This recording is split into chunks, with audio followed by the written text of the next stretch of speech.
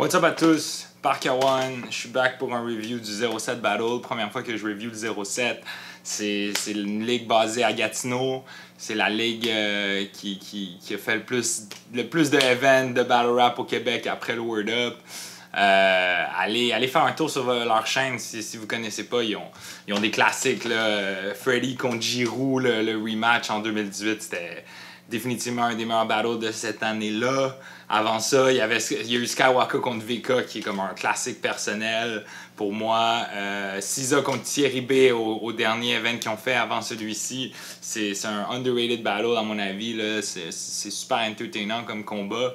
Et puis surtout, pour ce event-ci, je time mes reviews d'une nouvelle façon parce que j'ai attendu que les battles sortent sur YouTube. Ils n'étaient pas disponibles ailleurs avant, donc tous les battles dont je vais parler sont sortis sur YouTube, à part le premier, mais je pense qu'il va sortir bientôt. Donc vous pouvez aller checker ça, là, même allez checker ça first, puis après ça, revenez écouter mon avis, parce que moi, le but de mes reviews, c'est pas juste d'expliquer qu'est-ce qui est arrivé pour que le monde ont juste besoin d'écouter le review puis pas les battles. Je donne mon avis comme si je présente mon avis à quelqu'un qui a aussi vu le battle. C'est comme ça que je réfléchis mon truc. T'sais. Ça fait allez vous faire plaisir, allez donner du love un peu à ces battles-là. Je pense qu'il y en a plusieurs qui méritent plus de views. Puis sur ça, je vais rentrer dans les match-ups. Le battle a commencé avec Odat contre Martin Blues, qui est un battle qui est un peu booké dernière minute, je pense, juste 2 rounds. Puis ça a apparu surtout du côté de Odat. Je pense il était pas complètement préparé, il y avait des hésitations, puis ça a un peu, il y a eu de la misère à build du momentum, disons. Il y a quand même eu des bons moments malgré tout. Là. Je pense qu'il commence son premier round en faisant un flip par rapport au bord où on est. Puis après ça, il dit maintenant je rentre dans mon round. T'sais. Puis ça, c'est Martin Blues le remet en face après. Souvent, c'est ce qui arrive. Tu fais un flip, puis là, t'es comme ouais, ok, comment est-ce que je transitionne ça vers le début de mon round? Des fois, il y a un petit bug qui se fait dans la tête des MC. Ça fait que Martin Blues, de son côté, lui, commence avec un flip, puis il imite un peu Odat en mode je vais commencer mon round moi aussi maintenant. Puis je pense que comme à partir de là, c'était clair que Martin Blues allait avoir l'avantage dans ce battle-là. Lui, son contenu, c'était des attaques assez, là, pas très originales, assez grasses de jokes de mère. Still, c'était efficace. Je pense qu'il y avait ses boys aussi avec lui qui l'encourageaient, mais ça fait partie de la game. Puis il a délivré ça avec assurance. Ça fait que le battle va 2-0, je pense, pour Martin Blues. Ensuite, il y a eu un battle 2 contre 2. Foreign et Vagachon contre Kevexcess et Frankie Mart. C'est un battle que j'avais hâte de voir parce que ça fait tellement longtemps. J'ai l'impression qu'on n'a pas eu de 2 contre 2 au Québec. Puis c'était super nice. Moi, j'aime le genre de dynamique que ça amène. Foreign et Vagachon, justement, ils exploitent ça dans leur premier round en mode Vagachon propose des... Foreign fait des commentaires sur ce que Vagachon dit, puis ça montre un peu la dynamique du team. Malheureusement, ils ont des petites hésitations dans le premier round. Still, il amène des nice concepts. Après, en face, quand c'est au tour à Kev puis Frankie Mart, par exemple, tu vois la différence dans la préparation. Puis ils enchaînent des punch multi, là, sont vraiment dans une approche punch. Des fois, je trouve qu'il manque de la cohérence. Je vous donne un exemple précis. Là. Je pense qu'ils commencent leur round en imitant Foreign et Vagachon en mode voici ce qu'eux vont faire. Eux vont dire vos blondes sucent nos pénis, t'sais. En mode comme c'est de la merde, nous ce qu'on ramène c'est un vibe old school vraiment meilleur. Puis 2 bars plus loin, t'as Frankie Mart qui dit vos blondes nous blow on the side comme un ocarina, en référence à Zelda. Mais t'es comme bro, tu viens juste de dire que c'est ce que eux font, mais vous êtes meilleurs, mais finalement tu fais la même affaire. Puis je pense qu'il enchaîne après en disant tout ce que vous dites se contredit comme Dr Arruda. Je suis comme bro, c'est ce que toi tu dis qui se contredit. T'sais. Je comprends que c'est des subtilités au niveau de la structure que comme moi je peux pas m'empêcher de remarquer. Je sais qu'il y en a pour qui ça sera pas un problème, mais c'est pas nécessaire d'avoir une structure super précise qui est le fil conducteur là, sur lequel le round repose, mais c'est le genre d'inconsistance, je pense, c'est important d'enlever d'éviter quand t'enchaînes des punchs. Still, leur technique, leur rapping, tout est on point, puis je leur donne ce premier round-là vraiment sont plus préparés que Foreign et Vagachon. Après, dans le deuxième round, Foreign et Vagachon commencent à heat up. J'aime bien comment ils se séparent en mode, OK, là, on insulte Frankie Mart, après ça, on insulte Kev, tu sais, vraiment un à la fois, puis ça leur permet de rentrer un peu plus personnel à la place de tout le temps faire des attaques au on, tu sais.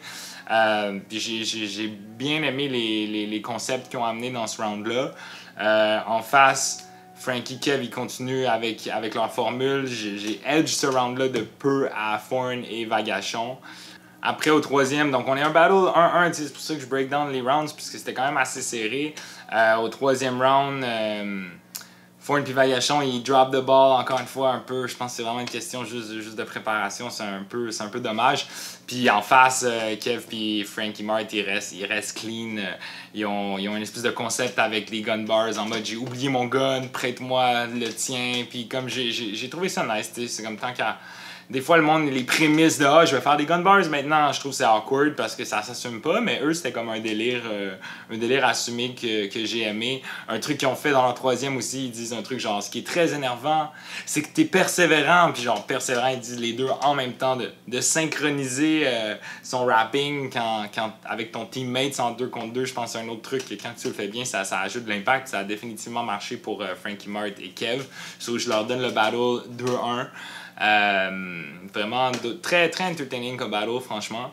On était rendu à mon battle. J'étais en train de boire ma première petite bière. Cisa, il me dit pas de pause, on commence tout de suite. Mais finalement, je suis allé prendre une pause, puis tout le monde est allé prendre une pause quand même. Bref, c'est un détail. Après ça, on revient, le battle commence. Cisa, il est arrivé avec une approche assez défensive dans le premier round où il dit le seul toi tu vas sortir des angles d'attaque, mais moi l'angle je te fais faire un 360, c'est ça mon angle, tu sais. J'ai trouvé ça fresh. C'est un petit peu la même idée que ce que Giroud avait dit à Skywalker en mode coup de couteau à 90 degrés, c'est mon seul angle d'attaque, mais bon, c'est flippé d'une autre façon. Puis tu sais, il est comme resté sur ce topic-là assez longtemps. Là, il dit t'es un mauvais exterminateur parce que tu cherches des bébites là où il n'y en a pas. Tu vas ramener des vieilles histoires du passé comme mon ex. Puis ça, il dit que je snitch dans mes battles. Je suis un snitch parce que, tu sais, moi, généralement, dans mes angles de battle, c'est quand même des trucs assez drôles. Je parle des interactions que j'ai eues avec la personne ou, tu sais, j'expose rien d'incriminant, là, à part peut-être par rapport à la consommation de cocaïne de Skywalker. Mais, tu sais, à ce moment-là, quand on a battle, c'est quelque chose que Skywalker disait lui-même dans ses rounds de battle. Alors, j'étais comme, OK, il l'a mis dans l'imaginaire collectif du battle rap, donc pourquoi je me gênerais de parler de ça. Bref, juste le fait que je suis en train de m'expliquer un peu en ce moment, ça montre l'efficacité au final de l'angle d'attaque de Cisa, puisque c'est un angle en soi de faire ça. Puis dans le battle, tu sais, c'est pas nécessairement qu'est-ce qui est vrai, c'est plus qu'est-ce qui est convaincant. Puis je l'ai trouvé assez convaincant dans son premier round. Moi, de mon côté, je raconte un peu, c'est un peu une leçon d'histoire de comment Cisa, il a payé des opposants sur sa propre ligue, il a un peu utilisé sa propre ligue pour gagner de l'expérience puis évoluer en tant qu'MC, parce que sinon, il n'y a personne qui allait lui donner ces noms-là, un peu comme il profite de sa position. Puis ça diverge vers t'as donné des bons match-ups, puis t'as vraiment poussé tes amis aussi, alors qu'eux, ils n'ont jamais eu ton back en retour. Ça fait que, tu sais, j'y vais effectivement assez personnel. Je me rends jusqu'au Just Spit It dans un truc que je raconte. Ça donne un peu raison à quand il dit tu vas sortir des vieilles histoires comme mon ex, etc. Donc, tu sais, je suis prêt à lui donner ce premier round-là. Moi, je trouve que ce que j'ai fait, ça a bien fonctionné quand même. Le monde a compris. Au 0-7, on connaît notre histoire, tu sais, puis dans les battles, des fois, on voit pas trop de réactions. Je pense que c'est en partie à cause des micros. Puis bon, le monde était un peu plus loin. Là. Malheureusement, on n'avait pas comme un cypher. Il y avait comme... La disposition était différente, mais still, à la base, ce event-là, on était censé le faire avec 0 public, à part les autres MCs. Donc, c'était le fun d'avoir au moins une trentaine de personnes. Round 2, Cisa, il fait une espèce de thème sur les chiens. Tu sais, il dit comment il est un chien enragé. Puis... J'ai trouvé ça chill, tu sais, qui me donne un thème, mais je trouvais que ça manquait peut-être un peu de double sens, de jeu de mots, de scheme, tu sais, tant qu'à avoir un thème comme ça pour tout ton round, pourquoi pas scheme, des références aux différentes races de chiens, par exemple, tu sais, je trouvais qu'il manquait un petit peu de finesse, de levels à sa plume. Puis même de structure, dans le sens que il me dit, tu sais, il dit, moi je suis un chien, je te mords la main quand tu me nourris. Après ça, il dit, moi je me sens comme si je mettais mon propre chien, j'endormais mon propre chien quand je te battle. Alors c'est comme, c'est qui le chien, tu sais, je trouvais que encore une fois, moi je suis très méticuleux sur ce genre de détails-là.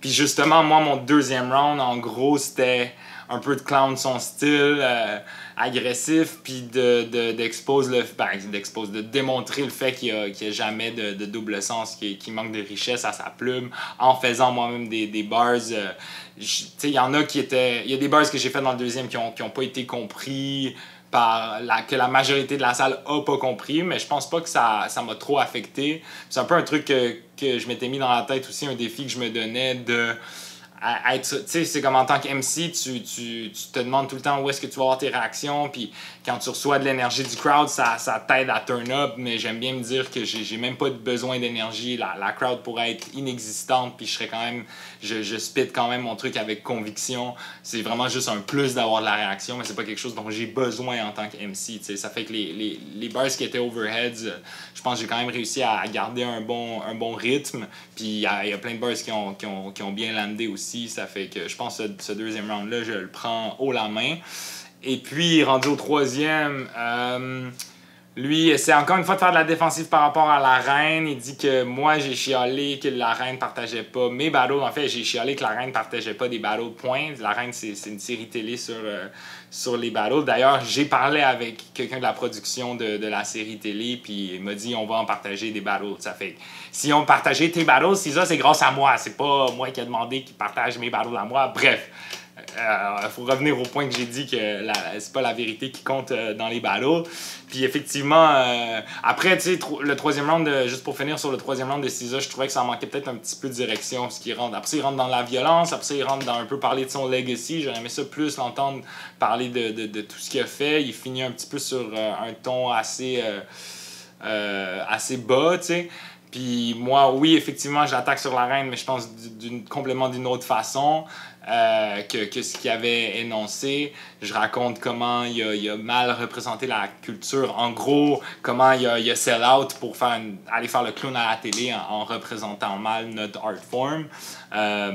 J'ai une petite hésitation dans mon troisième round qui m'énerve un peu, mais je pense que malgré ça, j'ai quand même réussi à prendre ce round-là. Donc, à mon humble et non objectif avis, c'est un battle que je gagne 2-1, mais c'est définitivement débattable. C'est drôle parce qu'il y a du monde dans mon entourage qui disent ah, tu l'as torché, tu sais. Puis autant je vois du monde qui trouve que c'est SZA qui a gagné aussi. Ça fait que, honnêtement, je suis curieux. Si vous voulez donner votre avis aussi sur le gagnant, je pense que c'est un battle pas ultra clair. Tu sais, normalement, quand on me demande ah, est-ce que tu as gagné ton battle, je dis surtout que là, c'est pas jugé, je dis allez l'écouter puis faites votre propre avis. C'est d'ailleurs ce que je vous dis à vous aussi. Tu sais, c'est juste dans l'optique de faire un review. J'ai décortiqué un peu mon battle, mais tu sais, c'est pas.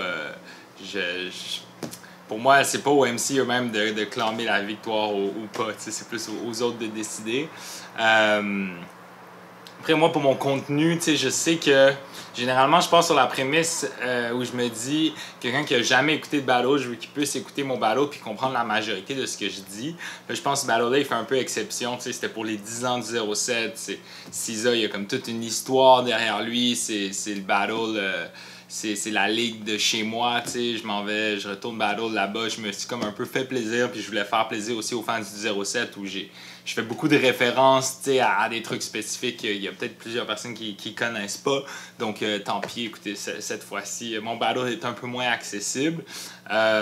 Puis pour ce qui est de mon énergie, tu sais, je suis comme plus posé que dans les battles que j'ai fait auparavant, mais c'est un peu voulu. Je savais que SZA allait être agressif. Moi, je voulais faire un truc moins plus posé, puis je trouve quand même que ça a bien fonctionné. Puis ça fait longtemps quand même que j'avais pas fait de battle. Ça faisait depuis 2019. Ça fait 2 ans plus tard, même un peu plus que ça, j'étais content de refaire un battle puis de me mettre à jour, puis je regarde ma performance puis je vois déjà les petits trucs que je veux modifier puis arriver encore plus fort la prochaine fois. Donc c'est l'update de Parka, le battle rappeur. Shout out à SZA pour le combat et l'organisation du event. C'est un vrai soldat d'être capable de faire les deux en même temps. Moi, j'ai pas encore osé battle au verso rap bataille, même si je pense que ça risque peut-être d'arriver éventuellement. Bref, je pense qu'on peut passer au prochain battle. Finalement, dernier battle de la soirée et non le moindre. VK contre le Scap. C'était un battle assez de haute émotion, de haut calibre, avec des gros événements, des gros moments. T'as le Scap qui commence fort. Il dit moi je battle personne qui est pas coriace comme Arnaud Soli. Il amène un peu. Overall, j'ai trouvé que le Scap il a amené un peu moins de knowledge que d'habitude. Beaucoup genre de violence. C'était assez fresh, mais je trouvais que ça y allait moins bien que des approches qu'il aurait peut-être pu prendre par le passé où il aurait plus essayé de comme school VK. Still, il y a le punch de lighter dans la main, c'est nice. Je te serve dans le parking comme un vrai MVP. Ça, c'est pour ceux qui savent pas, le team MVP, c'est des fans de battle qui, au 07, faisaient le barbecue dans le parking du event. Ça fait que je te serve dans le parking en mode on va aller se battre. Tu sais, il est un peu parti, ça va revenir dans son troisième round où il est comme physiquement je te pète la gueule. Tu sais, ça peut être une bonne approche, surtout contre VK, I guess, parce qu'il est petit. C'est même une approche que j'ai pris contre Dope More aussi au Word Epics il y a quelques années. Mais j'ai pas l'impression qu'il l'a fait de la meilleure façon, tu sais. Après, il dit comme à la claire, tes membres seront plus ensemble. Il finit son round pas longtemps après, puis direct, VK, il flippe à la claire. Il dit parce que tes chances de gagner sont minces. Grosse gang de minces, c'est un des slogans dans la claire. Ça fait qu'il est déjà dans les flips. Quoi d'autre? VK, là. Il dit t'es passé du gars qui a une mop sur la tête à celui qui a l'air d'être en train de la passer. Ça, c'est par rapport au fait qu'il Scap avait des dreads. Il y a un punch de micro-ondes, vraiment.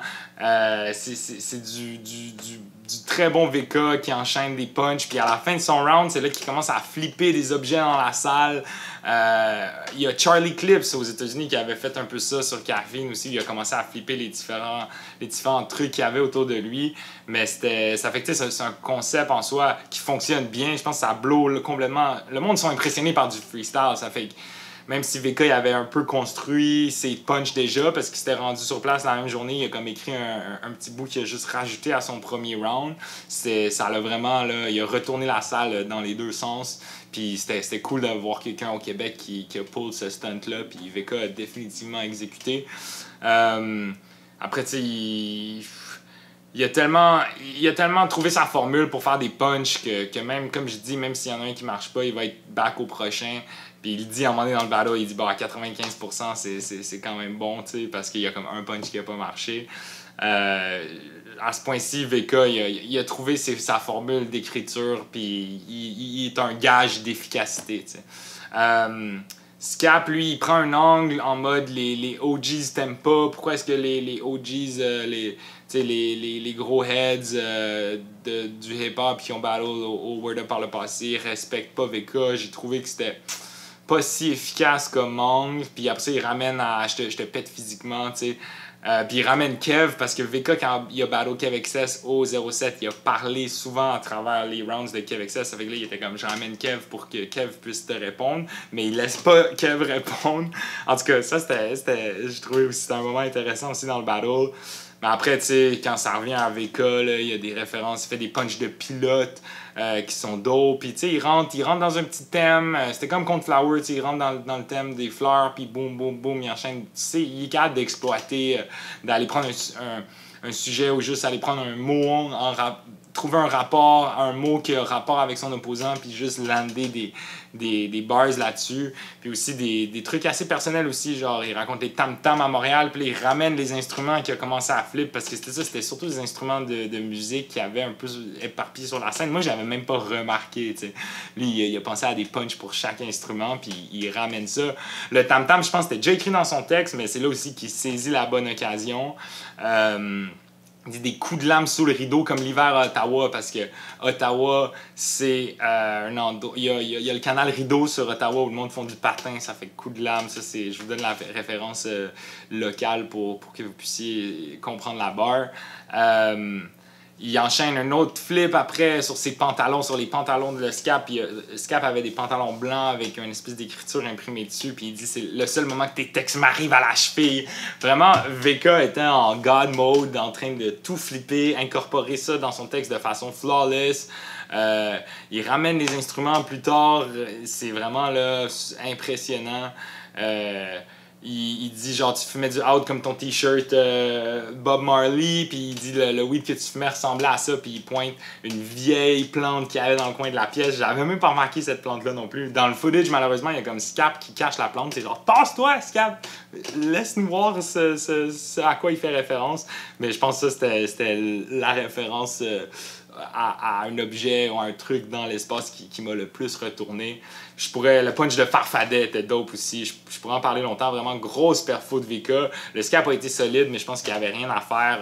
Je donne à VK 3-0. Tu sais, quand je donne des battles 3-0, là, j'ai l'impression qu'il y a comme automatiquement, il y en a pour qui automatiquement ça veut dire un body bag, mais ça peut être un battle serré ou assez équivalent. Tu sais, je pense qu'ils se sont rendus les coups dans ce battle-là, même si VK a comme a donné plus de coups, tu sais. Mais c'est un 3-0 de gentleman, dans le sens que je pense pas que le Scap, il n'y a rien à se reprocher. Puis ça a vraiment donné un truc à la hauteur du main event des 10 ans du 07, la 15e édition. Je le répète, les battles sont tous sur YouTube. Je vais mettre un lien dans la description. Allez pipe ça. C'était mon review du 07. Parker One est out.